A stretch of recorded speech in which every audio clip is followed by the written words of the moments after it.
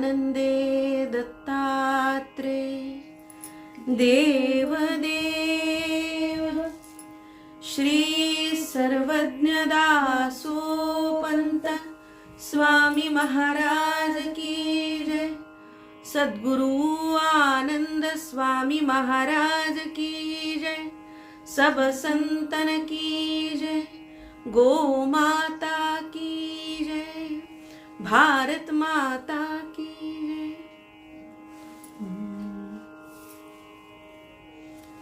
संगीत प्रधान असलेल्या एका पदाची निवड आज या पदाच्या आस्वादाच्या कार्यक्रमामध्ये केली। दासोपंतांच्या पदार्णवामध्ये तत्कालीन म्हणजे 16व्या शतकातलं अभिजात संगीत याचा आधार घेतलेली अनेकविध पदे आहेत। शास्त्रशुद्ध म्हणजे ज्याला आपल्या आजच्या काळामध्ये आपण बंदिश असं म्हणतो, ज्याला आपण बडा ख्याल असं म्हणतो, किंवा ज्याला आपण छोटा ख्याल असं म्हणतो, किंवा तराणा हाही एक प्रकार आपण ऐकतो। सांगीतिक पारिभाषेमध्ये ज्या म्हणून त्या परिभाषेचा उपयोग तत्कालीन परिस्थितीमध्ये संगीत या दालनामध्ये या क्षेत्रामध्ये लोक करत असत, त्या प्रकारच्या बंदिशींची रचना, त्या प्रकारच्या सांगीतिक पारिभाषिक शब्दांच्या व्याख्येमध्ये बसणाऱ्या अशा पदांची रचना दासोपंतांनी तत्कालीन परिस्थितीमध्ये केलेली दिसते। याचा अर्थ एकच, सांगण्याचा उद्देश हा की दासोपंत एक संगीतज्ञ होते।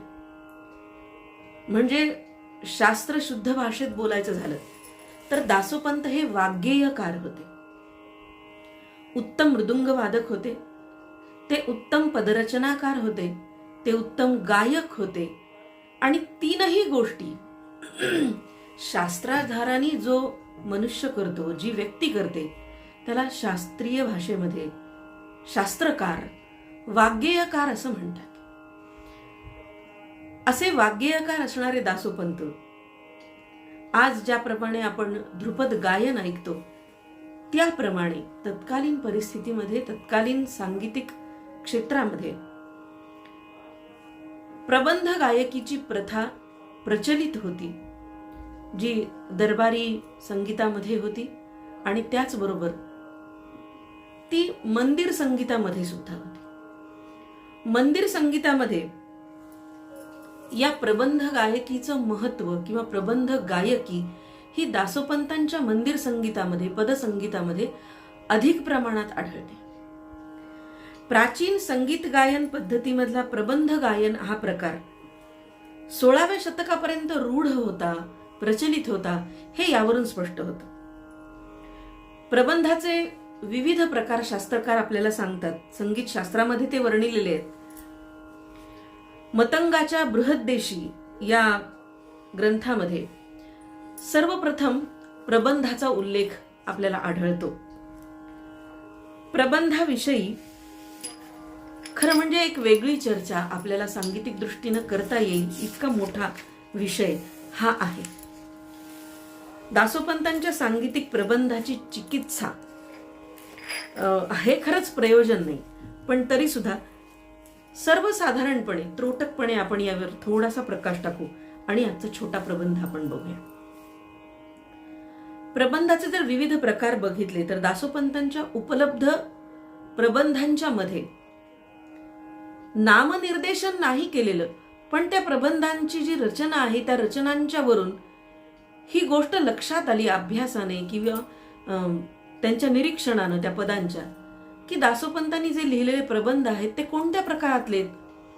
तर तो मेदिनी नावाचा प्रबंध आहे, आनंदिनी नावाचा प्रबंध आहे, दीपिनी, भाविनी, तारावली अशा प्रबंध प्रकारांचा आढळ दासोपंतांच्या प्रबंध रचनेमध्ये आपल्याला होतो। अर्थात प्रबंधाचं मी म्हणाले तसं नाव त्यांनी वर दिलेलं नाहीये, पण आजच्या संगीत शास्त्राकडे जर अभ्यासून आपण बघितलं तर त्या माहितीवरून दासोपंतांनी लिहिलेले प्रबंध प्रकार या अशा प्रकारचे आहेत हे स्पष्ट होते। कैवाड, चौताला असेही प्रबंध त्यांनी लिहिलेले आहेत। त्याचबरोबर प्रबंध असं नामनिर्देशन आहे, चतुरंग प्रबंध असं नामनिर्देशन आढळतं, आणि खंड प्रबंध अशा प्रकारचे प्रबंध सुद्धा दासोपंतांच्या या पदार्णवामध्ये आपल्याला बघायला मिळतात. त्यापैकी आज एक खंड प्रबंध जो सर्वांच्या परिचयाचा आहे, परंपरेमध्ये तो म्हटला जातो. मुद्दाम परिचयाची रचना आज घेतली, कारण परिचयाच्या नसणाऱ्या रचनांची जी संगीत पद्धती आहे किंवा गायन शैली आहे ती मौखिक परंपरेनं आपल्याला माहीत नाही. पण ऐकणाऱ्या सगळ्या श्रोत्यांना दासोपंतांच्या या उपासना परंपरेमध्ये ही पदगायनाची शैली कोणत्या प्रकारची आहे हेही ऐकायला मिळावं, म्हणून मौखिक परंपरेनं ज्या पदांचा उल्लेख किंवा गायन होतं ते पद आज मुद्दाम निवडले, ज्याला खंड प्रबंध असं नामनिर्देशन दासोपंतांनी केलेलं आहे. तो प्रबंध आपण आधी ऐकूया. आहो जनधन ममता, आहो जनधन ममता, याची न धरी हो संगती, वेचली वयसा, आहो जनधन ममता, आहो जनधन, अतूरपण बहु देखाईन साजणी, अतूरपण बहु देखाईन साजणी, भव भयांतकू कैयादि गुरु, भव भयांतकू कैयादि गुरु, विषया विषसेवितान श्रमली भारी माये, तरी तयाणुनी चरण दाखवी,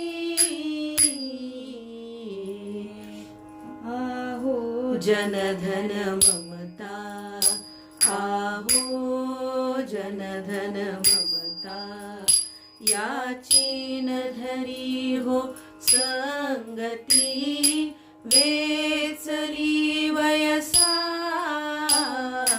आहो जनधन, अरे तिया वैया, रे तिया वैया, अय्या इया इया, अय्या इया इया, इया वो,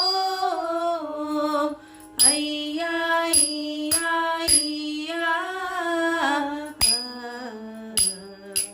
आहो जनधन ममता, आहो जनधन ममता, याची न धरी हो संगती, वेचली वयसा,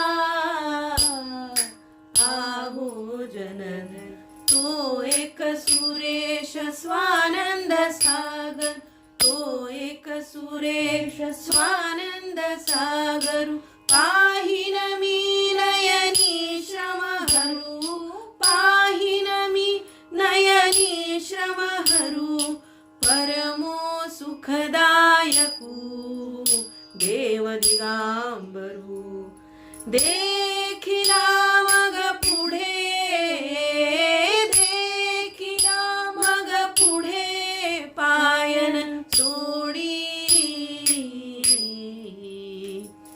आहो जनधन ममता, आहो जनधन ममता, याची न धरी हो संगती, वेचली वयसा, आहो जनधन, तो एक सुरेश स्वानंद सागर, तो एक सुरेश स्वानंद सागर, पाहिन मी नयनी श्रम हरू, पाहिन मी नयनी श्रम हरू, परमो सुखदायकू देव दिगांबरू, देखिला मग पुढे, देखिला मग पुढे पायन सोडी,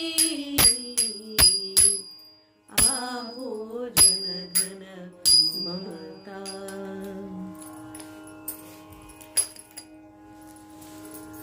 एक गंमतशीर गोष्ट आपल्या ऐकण्यात आली असेल.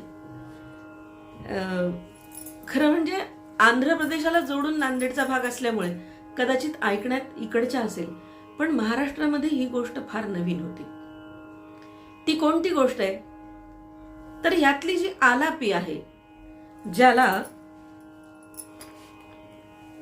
दासोपंतांनी त्याचं उच्चारण हे कर्नाटकी किंवा दक्षिणी पद्धतीनं त्याचं आलापीचं उच्चारण मध्ये आहे. त्याला काय म्हणतात? तर अय्या इया अशी अक्षरं याच्यामध्ये येत आहेत. अय्या इया अशी स्तोम अक्षर असं संगीतशास्त्र म्हणतं. आणि ही स्तोम अक्षर स्वरांच्या वैशिष्ट्यपूर्ण बांधीव पद्धतीनं खंड प्रबंधामधून आपल्याला गायलेली दिसतात. तालबोलांची रचना, अक्षरांची रचना सुद्धा अनेक खंड प्रबंधामध्ये आहे. पण या प्रबंधामध्ये आपण ऐकलं, अरे तिया अय्या अय्या इया इया इया इया अय्या इया इया आहो जनधन ममता. अशी एक सुंदर रचना, स्तोम अक्षरांची रचना दासोपंतांनी या खंड प्रबंधामध्ये केलेली. आपण आता थोडंसं निरूपणाकडे वळूया. सांगीतिक वैशिष्ट्य मी सांगितलं की हा दासोपंतांनी रचलेला खंड प्रबंध आहे. आणि या खंड प्रबंधाची गाण्याची वेळ, त्याचं काही विशिष्ट असं नामनिर्देशन केलेलं नाही. तो पूजेच्या वेळेलाही म्हटला जातो. तो मार्गशीर्षच्या उत्सवातल्या मिरवणुकीमध्ये सुद्धा एका म्हटला जातो. म्हणजे विशिष्ट पदांचं नामनिर्देशन आहे. आरतीच्या आधी, पडदा उडल्यानंतर, देव बाहेर येताना, पहिल्या मिरवणुकीचं, दुसऱ्या मिरवणुकीचं, पूजेच्या वेळेचं, शेजारतीचं. तसा हा खंड प्रबंध पूजेच्या आधी म्हटला जातो, अनेकदा पूजेच्या वेळेला म्हटला जातो, मिरवणुकीतही तो म्हटला जातो. त्याची मात्र मिरवणुकीमध्ये विशिष्ट दिवशी, विशिष्ट वेळी त्याची जागा आहे की याच दिवशी हा प्रबंध तिथे म्हटला जातो. सरळ अर्थाकडे किंवा तात्पर्य अर्थाकडे आपण जाऊया. आहो जन धन ममता याची नधरी हो संगती वेचली वयसा. आहो जन धन ममता. सगळ्या संतांनी हेच सांगितलंय आणि तेच दासोपंतही आपल्याला सांगतात. खरं म्हणजे संतांच्या मालिकेमध्ये कोणत्याही संतांना बसवलं, जो संत म्हणून संबोधला जातो, त्याची वाणी जे सांगते त्या वाणीमधले शब्द अलंकार वेगळे असतील, पण तात्पर्य आणि अर्थ मात्र दुजा नाही. हेच सगळ्यांनी सांगितलंय की तुकाराम महाराज म्हणतात, बरे झाले देवा निघाले दिवाळे. म्हणजेच लोकांची, व्यवहारी लोकांची संगत नकोय. आणि आहो जनधन ममता याची नधरी हो संगती वेचली वयसा. अवघं वय निघून जातं, सगळं वय वेचतो आपण. म्हणजे जननापासून मरणापर्यंत, जन्मापासून सरणापर्यंत हा सगळा कालावधी निघून जातो. पण संगत कोणाची करावी याचं भान मात्र माणसाला येत नाही. आणि दासोपंत इथे सांगतात की काय करावं हे तर सांगितलंच जातं, पण काय करू नये याची जाणीव सुद्धा संतांनी दिली आहे आम्हाला. काय करू नये तर खोटी माया, ममता आणि धनसंपत्तीची ममता, आप्तस्वकीयांची आभासी ममता. आणि असे लोक जे दुर्जन आहेत, जे आम्हाला सत्याच्या मार्गावरून दूर करतायत, अशा लोकांची माया, अशा लोकांची संगत.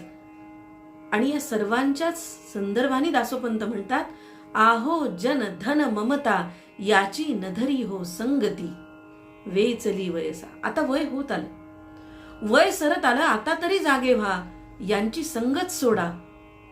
ही माया कोणती आहे? तर जो आपला कोणीच नसतो, पण आपला म्हणून आपण जन्मभर ज्याला जवळ करतो, तो म्हणजे जन. जो हितकारी नाही, जो तुमचं हित तुम्हाला साधू देत नाही, असा जन. धन आणि ममता या तिघांचाही संग सोडा, असा उपदेश आम्हाला दासोपंत इथे करतायत. वय संपत आलंय, मग पहिलं तीर दिसू लागलाय, आणि दासोपंत इथे स्वतः संवादी होऊन असं म्हणतायत की माझं वय संपत आलंय आणि मला आता पुढे काय दिसतंय.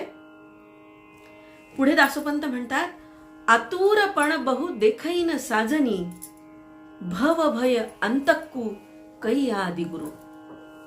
मी आतुर झालोय. कुणाला बघण्यासाठी? त्या साजणाला, त्या दिगंबराला, त्या दत्ताला बघण्यासाठी मी आतुर झालेलो आहे.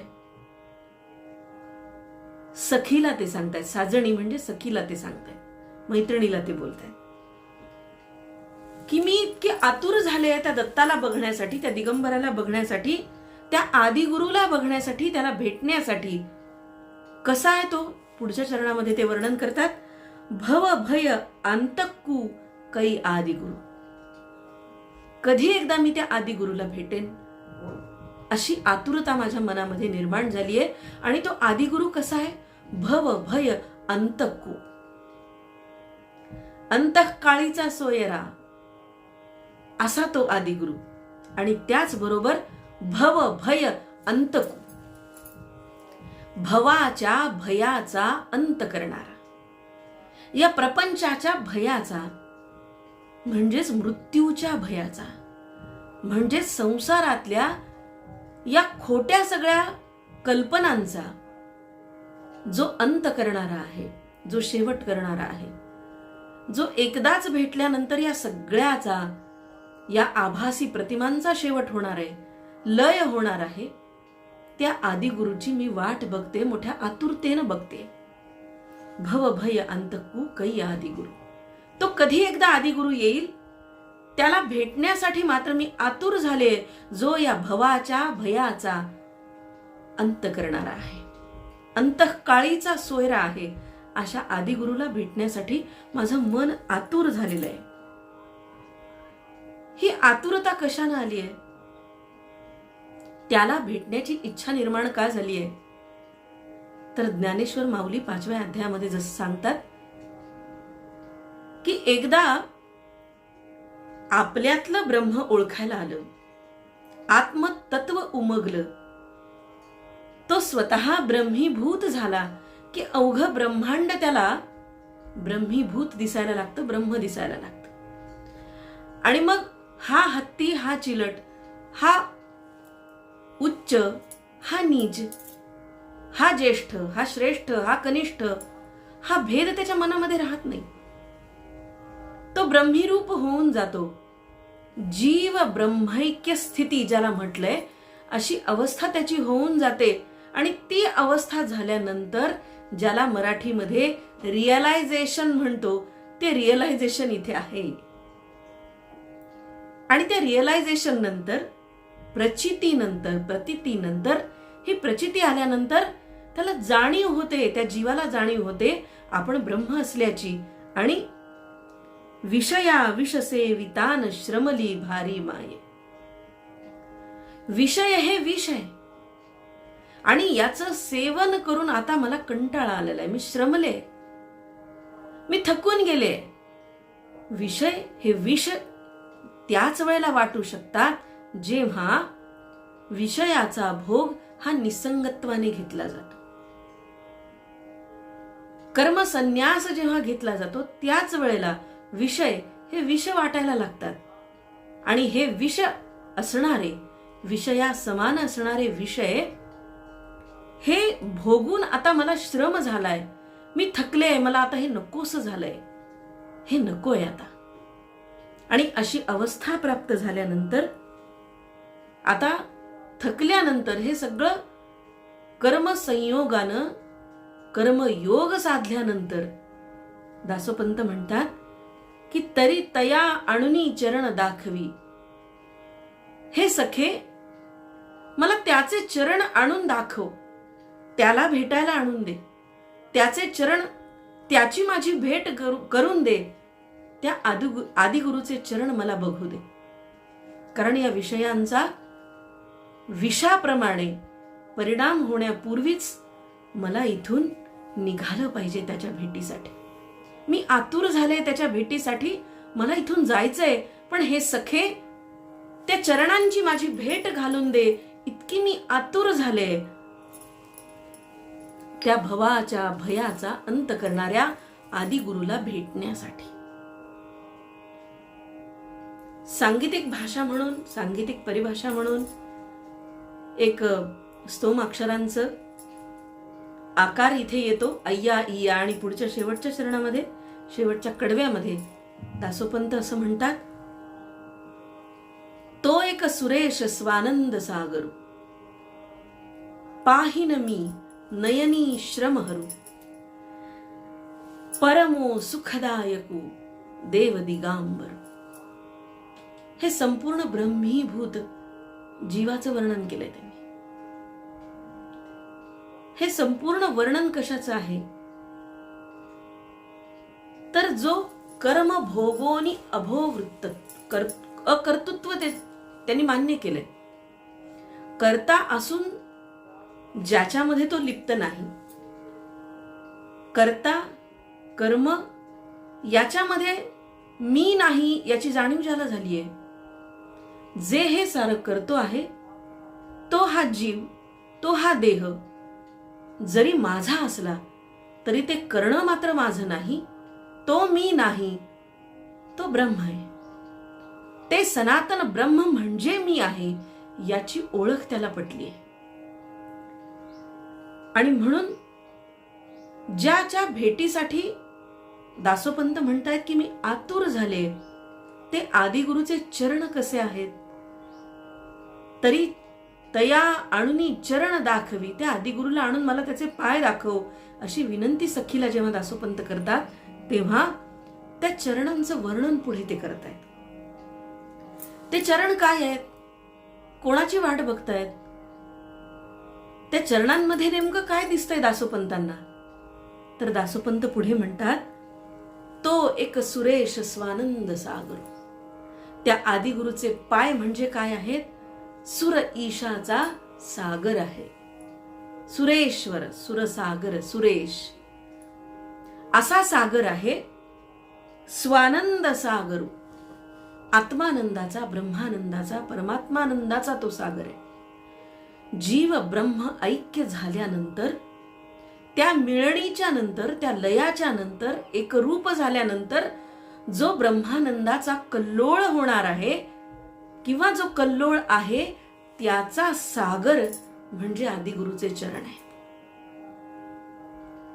ते असं म्हणतात की तरी तया आणूनी चरण दाखवी. त्या चरणांमध्ये मला काय दिसतंय? तर तो एक सुरेख स्वानंद सागर, तो एक सुरेश स्वानंद सागर, स्वतःच्या आनंदाचा सागर आहे, स्वानंदाचा तो सागर आहे. हा आनंद आपण बाहेर कुठे शोधायचा नाहीये, तर तो आपल्या आतच आहे. आत्मतत्व जाणून घेणं, आत्मा जाणून घेणं, आत्मीभूत ब्रह्म जाणून घेणं, हे ब्रह्माच्या शोधाचं एकमेव ठिकाण कुठे आहे? तर आपल्या आतच आहे. आणि हा सागर दुसरीकडे कुठे नाही, तर तुमच्या आत हा स्वानंदाचा सागर आहे. आणि तो सागर मला बघायचा आहे.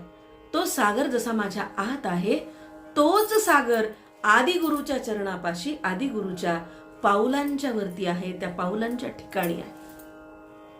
तो एक सुरेश स्वानंद सागरू, पाहीन मी नयनी श्रम हरू. माझ्या डोळ्यांनी तो सागर मी पाहीन, त्याची अनुभूती घेईन, तो आनंद मी लुटेन, त्याचा सोहळा साजरा करीन, त्याची अनुभूती घेईन. आणि तो आनंद कसा आहे? ते चरण बघितल्यानंतर, तो सुरेश स्वानंद सागर बघितल्यानंतर काय अवस्था होणार आहे? तर जन्मोजन्मीचे श्रम माझे हरले जाणार आहे. हरण होणार आहे त्या श्रमांचं. जन्मोजन्मीची यातायात, श्रम, येणं जाणं, 84 लक्ष योनीमधून फिरलेल्याचे श्रम हे सगळे नाहीसे होणार आहेत, नाश पावणार आहेत, नष्ट होणार आहेत. कुठे? तर तो एक सुरेश स्वानंद सागर आदिगुरूंच्या चरणापाशी आहे. तो मी पाहीन, आणि पाहीन मी नयनी श्रम हरू. आणि डोळ्यांनी तो सागर बघेन, त्याचा आनंद घेईन, तो साजरा करीन, जो आनंद सर्व जन्माचे सगळे कष्ट नाहीसे करणार आहे. श्रम नाहीसे करणारा आनंद मी उपभोगील. आणि तो आनंद नयनी श्रमहरू. पुढे त्याचा आणखी वर्णन दासोपंत करतायत. परमो सुखदायकू देव दिगंबर. परम सुख देणारा, अत्युच्च सुख देणारा, अत्यंत उच्च कोटीचं सुख देणारा अशा प्रकारचा जो देव दिगंबर आहे, त्याची भेट, त्याच्या पाऊलांची भेट, त्याच्या पादुकांची भेट, त्याच्या चरणाची भेट म्हणजे सुरेश स्वानंद सागराची भेट आहे. ब्रह्मानंदाच्या सागराची भेट आहे, परमानंदाच्या सागराची भेट आहे. आणि परमानंदाचा कल्लोळ त्या ठिकाणी माझ्या डोळ्यांनी मी बघेन, तो अनुभूती घेईन, त्याची तो अनुभव करेन आणि संपूर्ण माझ्या जन्माचे श्रम त्यामुळे नाहीसे होतील, नष्ट होतील. आणि अशी अभिलाषा व्यक्त करताना, इच्छा व्यक्त करताना सत्य संकल्पाचा दाता नारायण असं म्हणताच साक्षात देव दिगंबर समोर उभे राहिलेत. आणि दासोपंत पुढच्या ओळीत म्हणतायत, देखिला मग पुढे पायन सोडी. आणि हे काय, मी म्हणतोय मला या दिगंबराचे पाय बघायचेत, मला आदिगुरूचे पाय बघायचेत, सुरेश स्वानंद सागर तो मला तिथे दिसणार आहे, त्याच्याने श्रम माझे हरले जाणार आहेत. आणि हे काय बघतोय मी, माझ्या पुढे ते पाय आहेत, माझ्या पुढे ते चरण आहेत, ते चरण युगुल आहेत माझ्या समोर. आणि ते बघितलंय मात्र, माझ्या समोर ते आले मात्र, मी त्यांचे पाय धरलेत, मी दिगंबराचे ते पाय धरलेत. आणि आता मात्र मी ते पाय कदापिही सोडणार नाही. अशा प्रकारची एक ग्वाही स्वतःची स्वतःला दासोपंत शेवटच्या चरणामध्ये देतात. अतिशय नाट्यपूर्ण अशा प्रकारचं हे पद आहे. सांगीतिक दृष्टीने आपण बघितलं की कर्नाटकी पद्धतीची गायकी आहे. खंड प्रबंध हा गायला गेलाय ह्याच्यामध्ये. आणि त्याचबरोबर अय्या इया अरे तिया इयम वय्या अशा प्रकारच्या स्तोम अक्षरांचा वापर सांगीतिक पद्धतीने केलाय. आणि त्याचबरोबर नाट्यांगाने आपण याच्याकडे बघितलं, नाट्य म्हणून याच्याकडे बघितलं तर एक सुंदर चित्र समोर उभं राहतं की दासोपंत मोठ्या कळकळीने सांगतायत, आहो जनधन ममता याची नदरी हो संगती वेचली वयसा. अवघं वय वेचलं, यांची संगत खरंच धरू नका लोक हो. आणि पुढच्या कडव्यामध्ये जणू काही एखादी सखी आतुरपणे आपल्या प्रियकराची वाट बघते.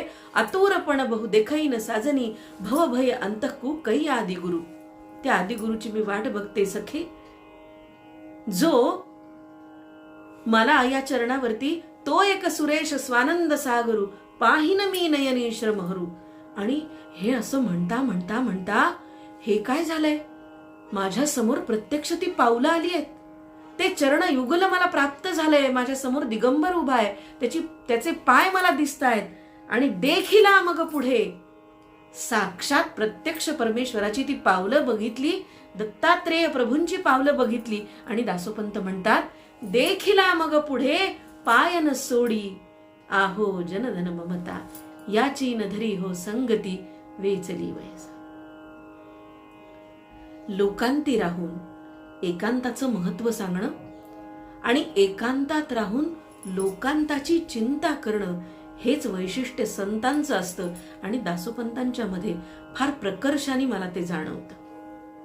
ते फक्त पदार्णवामध्येच आहे असं नाही, तर त्यांनी प्रत्येक ग्रंथाच्या त्यांच्या कर्तृत्वाकडे बघितलं ना की त्याच्या मागे त्यांची पार्श्वभूमी काय असावी, पूर्वपीठिका काय असावी, काय भूमिका असावी, असा सहज विचार केला की त्यांच्या मांडणीवरून हे लक्षात यायला लागतं की भक्तांच्या विविध जिज्ञासांच्या तृप्तीसाठी दासोपंतांनी वेगवेगळ्या प्रकारचं प्रकटीकरण स्वीकारलंय.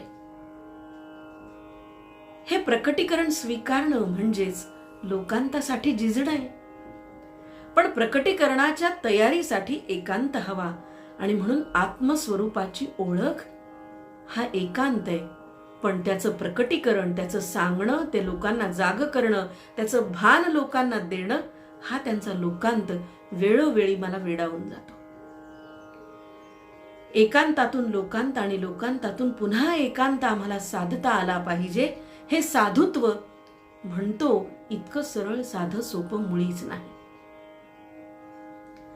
सहज रोजच्या जीवनामध्ये संतांनी सांगितलेल्या एकेका गोष्टींना जरी आम्हाला अप्लिकेबल करता आलं, अप्लाय करता आलं, इम्प्लिमेंट करता आलं, अनुसरता आलं, त्याचा प्रत्यक्ष आयुष्यामध्ये जीवनामध्ये अंगीकार करता आला तर किती बरं छान होईल.